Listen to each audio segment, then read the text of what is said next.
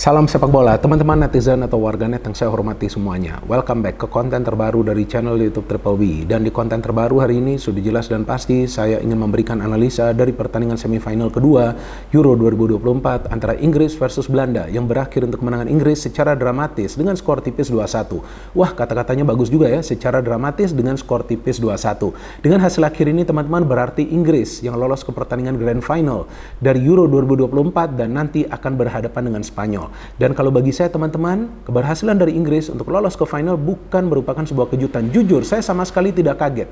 Karena seperti yang saya jelaskan di konten preview untuk pertandingan ini, bahwa para pemain Inggris punya fighting spirit yang luar biasa. Dan mereka akan terus berjuang sampai peluit akhir dibunyikan oleh wasit. Dan itu juga yang terjadi di pertandingan dini hari tadi kan. Sedangkan bagi Belanda, ya seperti juga yang saya jelaskan, bahwa kelemahan dari tim ini adalah kesulitan bagi para pemain mereka untuk melakukan finishing. Padahal di babak kedua dari pertandingan ini, para pemain Belanda tuh mendapatkan banyak peluang yang berbahaya. Tapi sayang kan, mereka tidak bisa melakukan penyelesaian akhir. Seandainya para pemain Belanda bisa melakukan finishing minimal dari satu peluang yang mereka dapatkan di babak kedua ya, mungkin juga hasil akhir dari pertandingan ini berbeda. Tapi kan nasi sudah menjadi bubur. Jadi sesuai seperti yang selalu saya jelaskan, bahwa kalau bagi sebuah tim yang ingin meraih kemenangan dan juga kemudian menjadi juara, efektivitas itu harus dijaga. Yang pertama, dalam bertahan, ya mereka harus bisa cover open spaces. Dan yang kedua, dalam menyerang. Dalam menyerang itu percuma saja kalau menciptakan belasan peluang tapi tidak bisa mencetak gol. Jadi cukup dengan 2 atau 3 peluang yang berbahaya, ya kalau bisa mencetak lebih dari 1 gol. Dan itu dilakukan oleh para pemain Inggris. Karena faktanya di babak kedua, sebetulnya para pemain Inggris tidak bisa menciptakan banyak peluang yang berbahaya. Berbeda kan, seperti di babak pertama mereka lebih banyak menciptakan peluang yang berbahaya. Tapi justru mereka bisa mencetak gol sebelum pertandingan berakhir. Atau jelang pertandingan ini berakhir di menit ke-90. Tapi kalau menurut hemat saya teman-teman, Inggris bermain jauh lebih baik di pertandingan dini hari tadi. Tidak seperti di pertandingan-pertandingan sebelumnya. Karena cara bermain Inggris sedikit berbeda. Nah, apa perbedaannya? Nanti saya akan jelaskan. Tapi pertama-tama, saya ingin berterima kasih kepada teman-teman yang mendukung kemajuan dari channel YouTube Triple B. Karena hingga hari ini jumlah subscribers telah melewati 998.000. Luar biasa dukungan yang teman-teman berikan. Dan saya harapkan dukungan dari teman-teman akan tetap konsisten dan seperti biasa. Saya akan selalu memberikan analisa secara logis, pakai akal sehat dan tentunya fair. Maka itu seperti yang selalu saya katakan dan juga saya ingatkan kembali ya, bahwa Triple B itu bukan saja singkatan dari bola bung binder, tapi juga artinya binder bukan buzzer. Senggol dong. Nah, prediksi saya benar lagi ya teman-teman ya, karena saya akan prediksi bahwa Inggris lah yang akan lolos ke final. Bahkan saya memberikan persentase 55% bagi Inggris dan 45% bagi Belanda, dan ternyata betul. Skor akhirnya kan tipis ya, Inggris menang dengan skor 2-1. Tapi kan tidak selalu ya, prediksi saya benar ya. Bahkan sebelum turnamen ini dimulai kan saya prediksi bahwa kemungkinan antara Portugal atau juga Perancis yang bisa menjadi juara. Tapi kan seiring berjalannya turnamen terlihat ya, Prancis permainannya tidak meyakinkan, mereka Mbappe sentris, sedangkan Portugal terlalu mengandalkan Ronaldo, dan Ronaldo pada saat mendapatkan peluang tidak bisa mencetak gol, sehingga dua tim ini telah tersingkir. Dan di babak semifinal sebelumnya kan, saya menjelaskan kepada teman-teman, atau di pertandingan semifinal lainnya kan saya memberikan analisa saya, dan saya juga mengunggulkan Spanyol, bukan Prancis ya. Saya mengunggulkan Spanyol untuk lolos ke final, padahal saya kan memfavoritkan Prancis untuk menjadi juara. Tapi saya unggulkan Spanyol karena saya sudah melihat Spanyol ini ada tim yang luar biasa permainannya, materi pemain yang merata, dan mereka juga tim yang produktif. Dan ternyata betul kan Spanyol yang lolos ke final. Jadi bisa saja kita berubah pikiran di tengah jalannya turnamen ini. Dan saya juga suka dengan banyak komentar yang teman-teman berikan untuk memberikan prediksi teman-teman, dan juga analisa yang kalian berikan luar biasa. Tapi sorry, jika ada komentar negatif, saya akan blok langsung usernya ya. So anyway, coming back to this match, ini pertandingan yang seru loh teman-teman, dini hari tadi. Dan kalau menurut saya ini layak juga sih sebagai pertandingan final, karena dua tim ini jual beli serangan, gila loh. Saya nggak nyangka loh, mereka akan keluar menyerang loh. Dan tadi kan saya mengatakan kepada teman-teman kan, bahwa Inggris mainnya dengan cara yang berbeda. Nah, seperti apa perbedaannya? Perbedaannya adalah bola tidak selalu diberikan kepada Saka.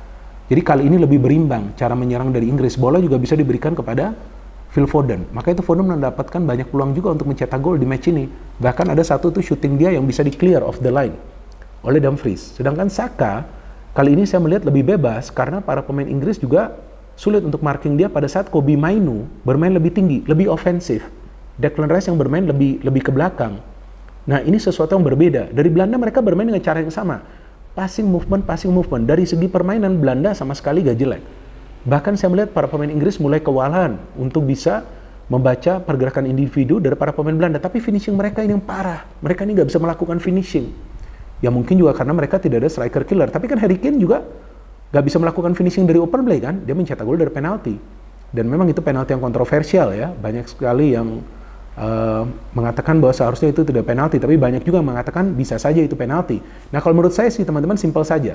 Ya kalau saya lihat bahwa kaki dari Dumfries itu cukup tinggi. Ya kaki dari dia cukup tinggi walaupun bola sudah lebih dulu ditendang oleh Harry Kane dan kaki dari Harry Kane itu bergerak, tapi apa yang dilakukan oleh Dumfries itu berbahaya. Sehingga dari ruang VAR ada masukan kepada wasit untuk melihat monitor dan ternyata wasit memutuskan untuk memberikan penalti bagi Inggris. Jadi ya memang penalti ini layak diperdebatkan, tapi kalau ditanya apakah Dumfries melakukan pelanggaran, ya betul pelanggaran. Tapi kan banyak yang menilai si Harry Kane sudah syuting duluan, tapi ya tetap pelanggaran adalah pelanggaran. Walaupun si Harry Kane sudah syuting duluan ya. Jadi ya kalau bagi saya ini 50-50 juga, tergantung juga persepsi dari masing-masing wasit, tapi wasit yang bertugas dini hari tadi memilih untuk memberikan penalti dan penaltinya juga begitu baik dieksekusi oleh Harry Kane. Ya kan ini sangat penting juga untuk eksekusi penalti, kan gak gampang juga ya. And then kita tahu bahwa dari Belanda memang mereka bermain terbuka, tapi mereka juga lupa untuk menutup ruang-ruang yang kosong di lini tengah atau juga di lini pertahanan mereka pada saat para pemain Inggris itu pintar melakukan switching play. Jadi para pemain Inggris itu pintar memindahkan bola dari sektor satu ke sektor lainnya secara cepat, dari kiri ke kanan atau sebaliknya.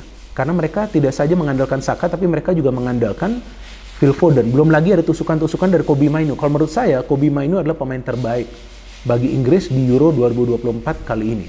Pergerakannya ofensif, dalam cara bertahan dia juga baik, dia bisa cepat recover.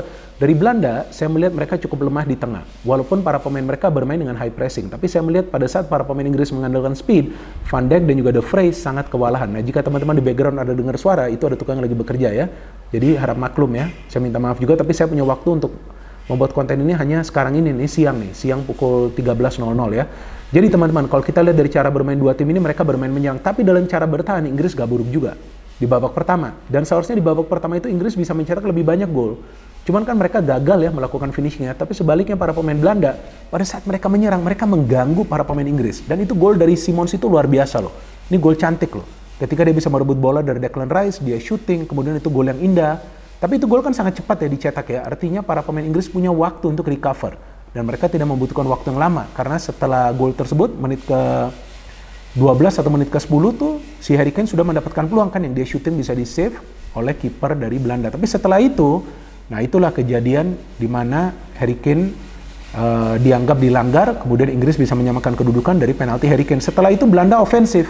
Ya, bahkan Dumfries pun hampir mencetak gol dengan sundulan kepala, tapi Foden juga menggila mainnya, Saka juga bagus. Jadi ini berimbang sebetulnya, secara permainan berimbang. Jadi kita tidak bisa mengatakan bahwa Belanda permainannya jelek, maka itu mereka kalah. Enggak, mereka juga bagus, tapi Inggris lebih bagus.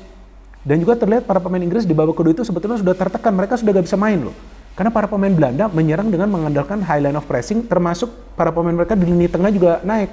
Tapi para pemain Inggris ini, mereka mengandalkan counter yang cepat dari kedua sayap yang sebetulnya gak berjalan nih. Karena Foden akhirnya sudah macet di babak kedua dan Harry Kane tampak terisolasi. Maka itu pelatih dari Inggris, Gareth Southgate, yang menurut saya harus diganti namanya. Bukan Gareth Southgate lagi, tapi Gareth Southgate. Luar biasa loh, dia melakukan 2 pergantian pemain di menit ke-80 itu kalau nggak salah. Memainkan Cole Palmer, menarik keluar Phil Foden, dan memainkan Ollie Watkins, menarik keluar Harry Kane. Ya kan, ini kan resiko juga nih. Tapi tampaknya Southgate ini sudah yakin bahwa Inggris akan bisa menang jika dia melakukan pergantian pemain tersebut. Karena tidak lama setelah Cole Palmer masuk, dia hampir mencetak gol loh dengan syuting kaki kiri. Tapi kemudian jelang pertandingan berakhir, dia memberikan umpan cantik, umpan manja, umpan berkelas, umpan mahal kepada Ollie Watkins yang bisa memutar badan. Tampaknya dia mengecoh De Vrij dan dia bisa mencetak gol. The winning goal yang mengalahkan Belanda dan mengirimkan mereka pulang ke Belanda dan Inggris yang melaju ke final. Sebelumnya juga Saka sudah mencetak gol, tapi memang Kyle Walker sudah berada dalam posisi offside pada saat dia memberikan crossing kepada Saka. Jadi kalau bagi saya teman-teman, Inggris layak lolos ke final ya, karena memang para pemain mereka punya staying power luar biasa dan pelatih mereka Gareth Southgate pintar banget, dia melakukan pergantian pemain pada saat ada pemain lain yang tidak perform. Jadi ya Gareth Southgate ini tidak like or dislike kepada salah satu pemain Inggris, tapi dia melihat jika ada pemain yang tidak perform harus dia ganti dan dia harus memainkan pemain lainnya. Padahal Harry Kane kita tahu adalah ujung tombak dari Inggris dan juga pemain yang diandalkan untuk mencetak gol, tapi dia berani melakukan pergantian pemain tersebut dan ternyata pergantian pemain tersebut justru menghasilkan kemenangan bagi Inggris dengan skor 2-1. Jadi itu saja teman-teman analisa yang bisa saya berikan, karena di background cukup berisik juga ya, tukang lagi bekerja karena gerbang rumah juga lagi direnovasi ya, jadi perlu dikerjakan siang hari ini. Tapi saya harapkan teman-teman akan terus mendukung kemajuan dari channel YouTube Triple B. Saya akan kembali lagi nanti teman-teman dengan analisa untuk pertandingan final tentunya H-1. No hate, no politics, only football. Salam sepak bola.